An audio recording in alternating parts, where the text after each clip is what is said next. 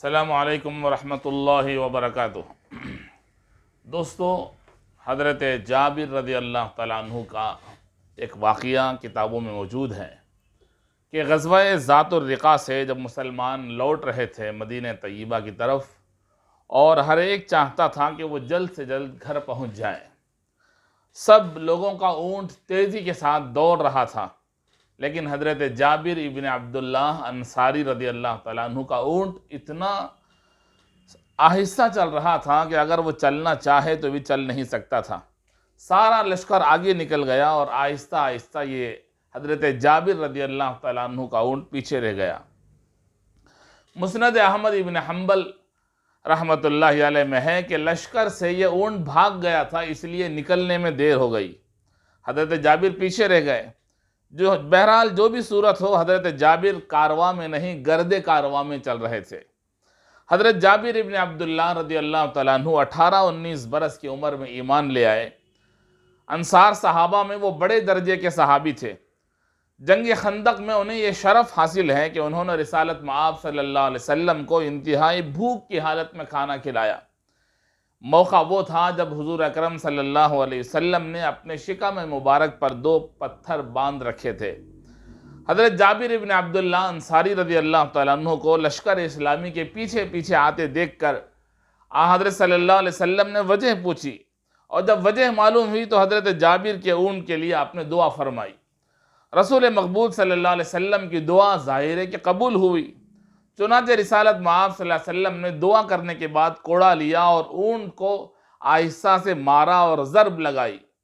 بس کیا تھا، دیکھتے ہی دیکھتے اس کی چال بدل گئی، قدم تیزی کے ساتھ چلنے لگے۔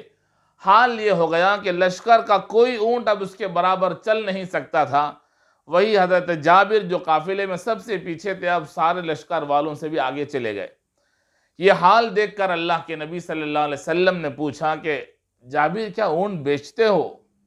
حضرت جابر اونٹ تو کیا خود اپنی جان رسول اللہ صلی اللہ علیہ وسلم کو دینے کے لیے تیار رہتے تھے، اور خوشی خوشی عرض کرنے لگے، یا رسول اللہ حاضر ہے۔ اونٹ کا مول ہوا۔ حضرت جابر رضی اللہ تعالیٰ عنہ چاہتے تھے کہ یہ اونٹ اللہ کے نبی کو تحفے میں دیں، لیکن رسول پاک صلی اللہ علیہ وسلم نے اس اونٹ کو خریدنا چاہا تھا، اس لیے آپ نے فرمایا کہ 40 درہم میں یہ اونٹ میں خریدتا ہوں، اور آپ نے خرید لیا۔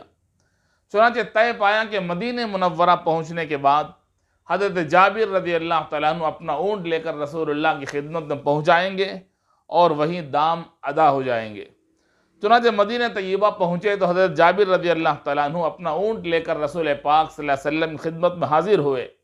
حضرت بلال رضی اللہ تعالیٰ عنہ کو اللہ کے نبی نے طلب فرمایا، اور آپ نے حکم دیا کہ 40 درہم تول کے دے دو۔ یہ وہ زمانہ تھا جب درہم تول کے دیے جاتے تھے۔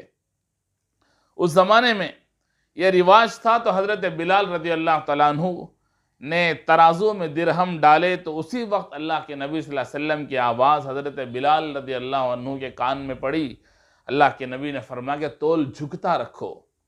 ناپ تول کے بارے میں اسلام میں بڑے سخت احکام ہیں۔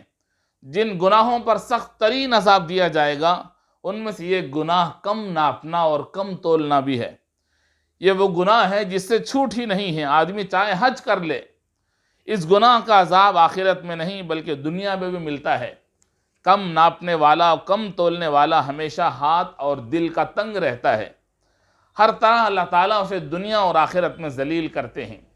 ارشاد نبوی صلی اللہ علیہ وسلم کے مطابق حضرت بلال رضی اللہ تعالیٰ عنہ نے درہم جھکتے تول کر حضرت جابر کو دے دیے، یعنی حضرت جابر کو قیمت سے کچھ زیادہ ہی مل گیا۔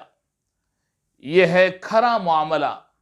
مگر اللہ کے رسول تو پھر اللہ کے رسول تھے، آپ نے تو خطا پر بھی عطا کی ہے، اور عطا کے بہانے ڈھونڈتے ہیں، یہ تو موقع ہی عطا کا تھا، چنانچہ قیمت سے کچھ زیادہ دے دیا گیا۔